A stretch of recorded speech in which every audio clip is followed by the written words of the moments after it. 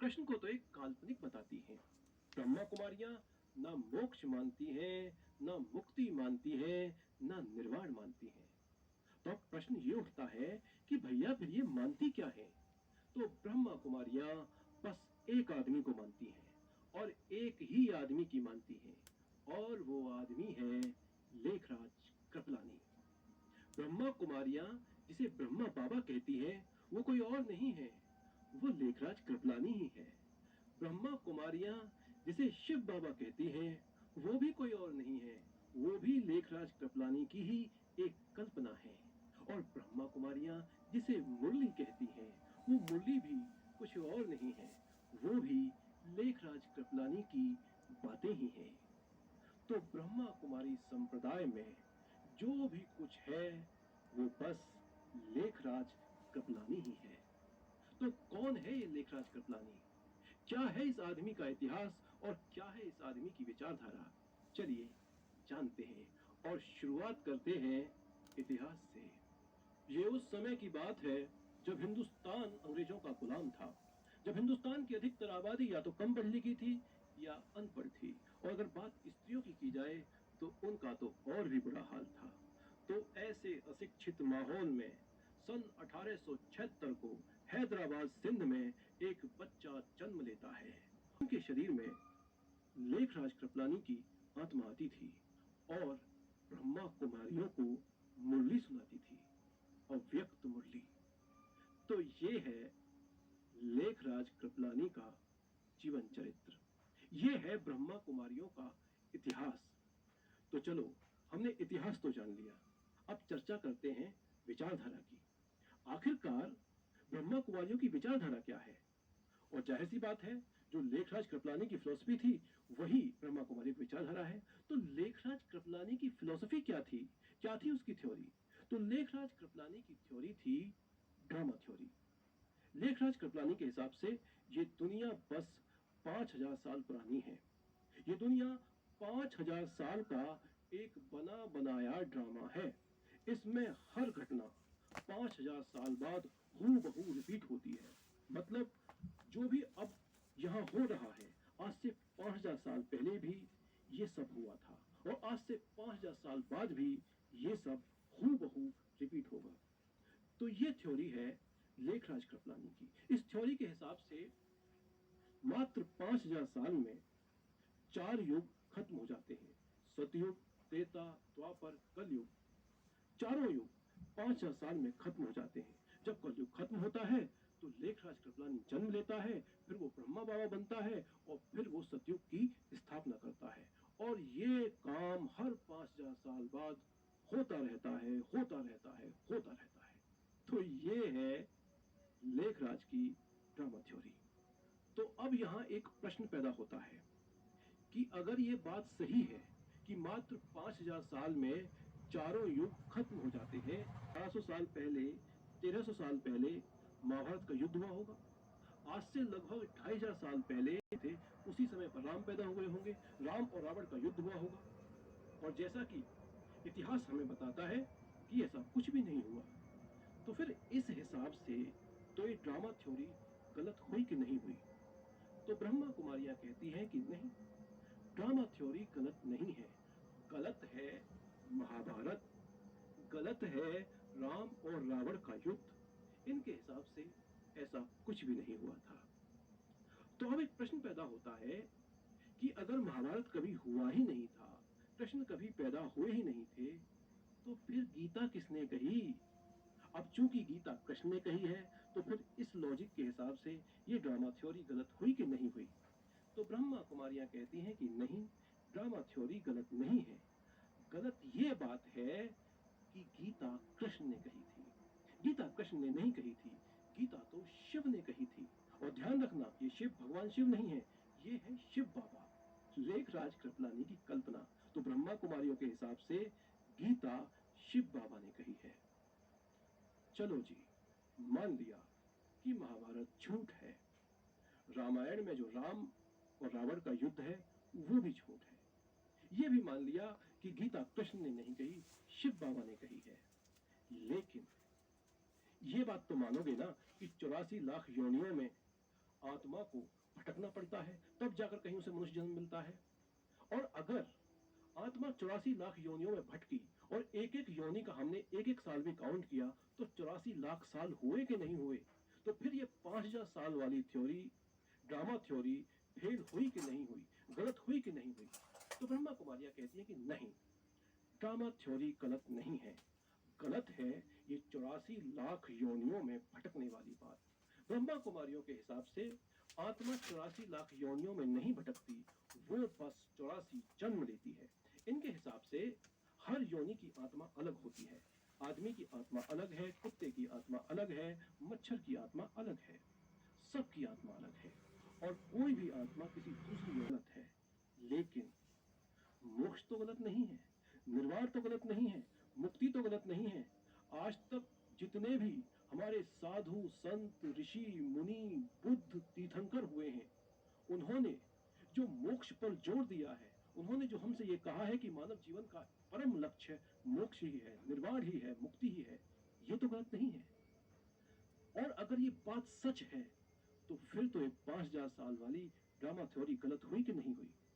तो ब्रह्मा कुमारियां कहती हैं कि नहीं, ड्रामा थ्योरी गलत नहीं है। गलत है मोक्ष वाली बात, गलत है निर्वाण की बात, गलत है मुक्ति की बात। ब्रह्मा कुमारियों के हिसाब से कोई भी आत्मा यहाँ हमेशा हमेशा के लिए आजाद नहीं हो सकती है। इनके हिसाब से हम कोल्हू के बैल हैं, जो हमेशा इस दुनिया के चक्र में घूमते रहेंगे, घूमते रहेंगे, इस 5000 साल के कुचक्र में फंसे रहेंगे। चलो जी, ये भी मान लिया हमने कि आज तक हमारे जितने भी साधु संत थे, ऋषि थे, बुद्ध थे, तीर्थंकर थे, उन्होंने जो भी कुछ हमें बताया था वो सब झूठ था, पूरा धर्म ही झूठ था, मान लिया हमने। लेकिन विज्ञान तो झूठ नहीं है।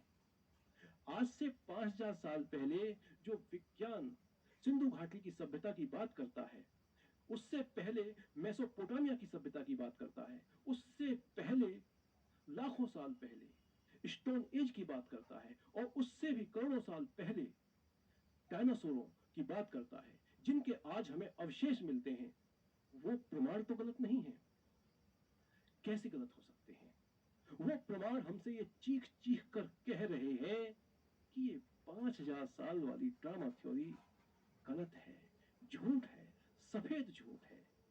ये एक ऐसा भ्रम है जिसे जानबूझकर फैलाया जा रहा है। इस थ्योरी का ना कोई सर है और ना कोई पैर है। इस थ्योरी पर, लेखराज कृपलानी के दावों पर और ब्रह्मा कुमारियों की बहकी बहकी बातों पर केवल वही आदमी यकीन कर सकता है जो आदमी कभी स्कूल ना गया हो, जिसने कभी विज्ञान की किताबें ना पढ़ी हो, जिसने कभी इतिहास की किताबें ना पढ़ी हो।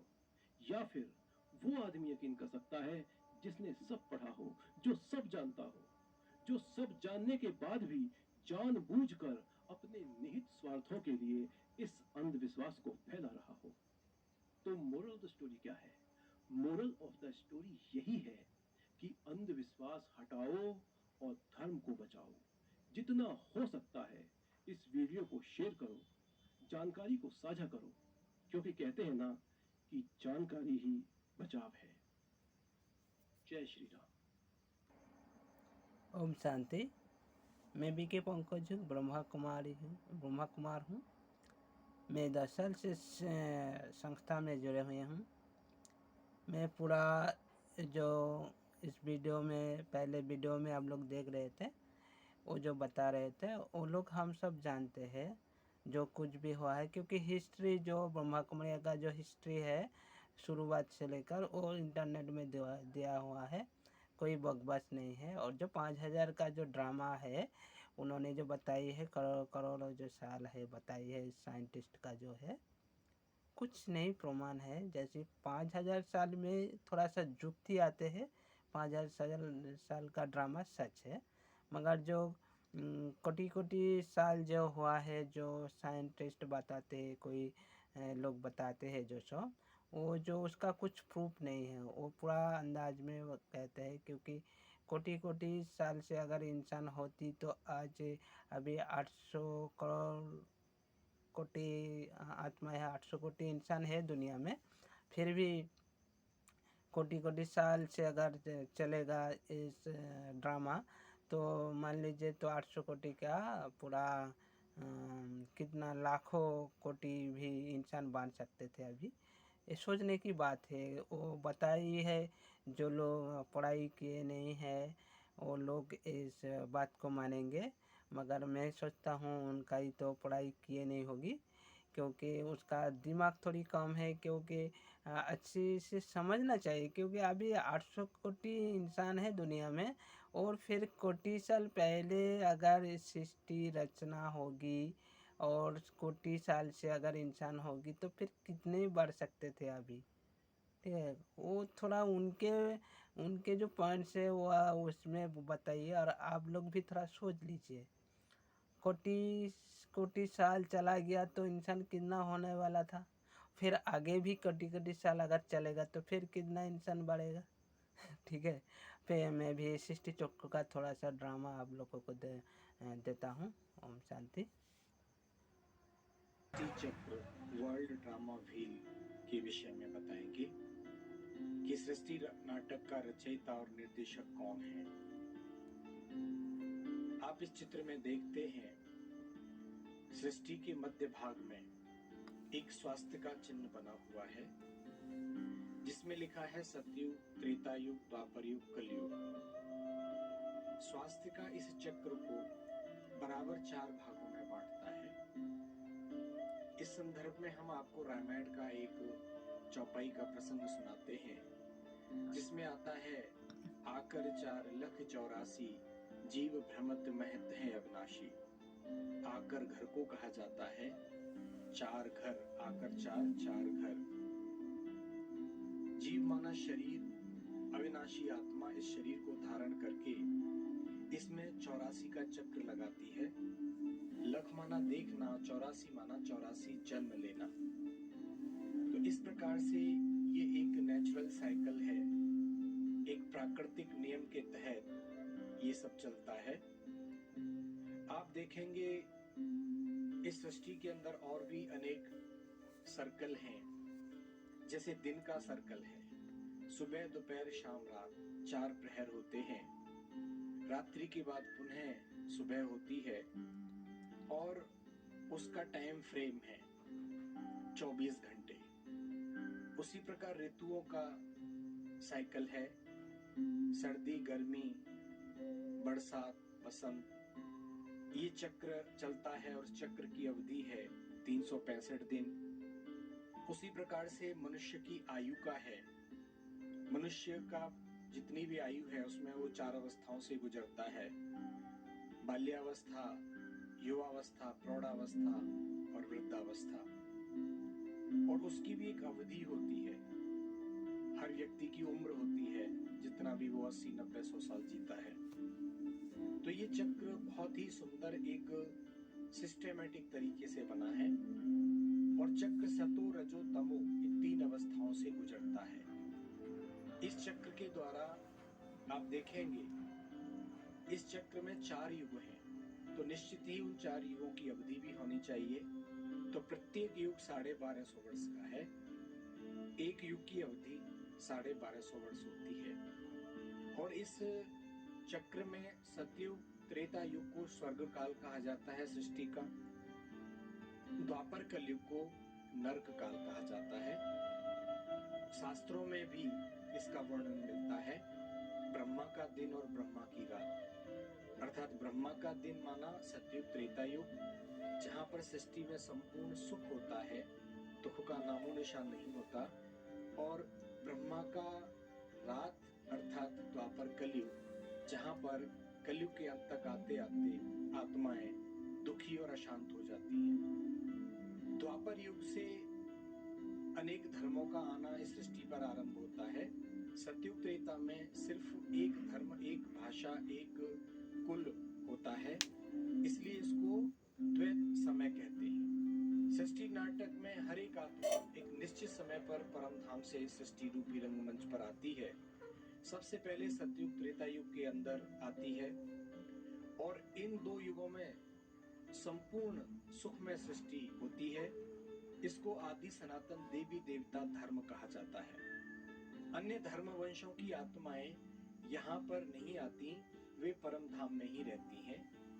इन दो युगों में केवल देवता धर्म की आत्माएं ही इस सृष्टि पर उतरती हैं। इसलिए इन दो युगों में सबसे अधिक सुंदर समय होता है और यहाँ पर अद्वैत और निर्वैर स्वभाव वाले मनुष्य होते हैं। तत्पश्चात द्वापर युग आता है। द्वापर युग में रजोगुणी अवस्था हो जाती है और सबसे पहले इब्राहिम द्वारा इस्लाम धर्म की स्थापना की जाती है, बुद्ध द्वारा बौद्ध धर्म की, ईसा द्वारा ईसाई धर्म की स्थापना होती है। इन चार मुख्य धर्म वंशों के पिता संसार के इन मुख्य एक्टर्स को सृष्टि पर भेजते हैं और इन चार धर्मों के शास्त्र ही मुख्य शास्त्र हैं। इसके अतिरिक्त संन्यास धर्म की भी स्थापना शंकराचार्य के द्वारा होती है।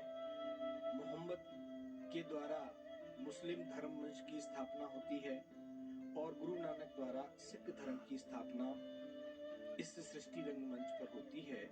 और इस विश्व नाटक के ये मुख्य एक्टर हैं जो धर्म पिताएं हैं। यह सारा विश्व नाटक इन मुख्य 4-5 धर्मों पर आधारित होता है। इन अनेक मतांतरों के कारण द्वापर युग तथा कलयुग की सृष्टि में द्वैत अर्थात लड़ाई झगड़ा तथा दुख आरंभ हो जाता है। कलयुग के अंत में जब सब धर्म की आत्माएं आती हैं, ये धर्म ग्लानि का समय होता है, अर्थात विश्व का सबसे पहला जो आदि सनातन देवी देवता धर्म था वो क्षीण हो जाता है और मनुष्य सृष्टि पतित हो जाती है। ब्रह्मचर्य का पालन करना